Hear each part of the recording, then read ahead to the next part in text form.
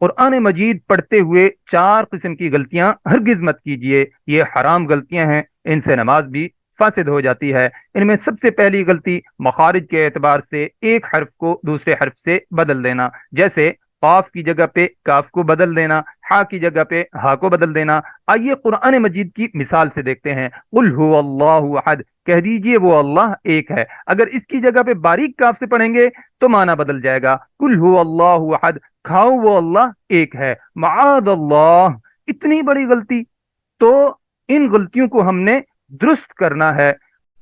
اس کے لیے تجوید القرآن کورس کا آغاز کیا جا رہا ہے، جس میں ہم انشاءاللہ تجوید کے قواعد بھی سیکھیں گے اور قرآن مجید کا سبق بھی جوڑ توڑ کے ساتھ تجوید کی روشنی میں سیکھیں گے۔ آپ سب سے گزارش ہے کہ اس ویڈیو کو زیادہ سے زیادہ شیئر کریں تاکہ زیادہ سے زیادہ لوگ اس کورس میں شامل ہو سکیں، اور ہو سکتا ہے یہ عمل آپ کے لیے صدقہ جاریہ بن جائے۔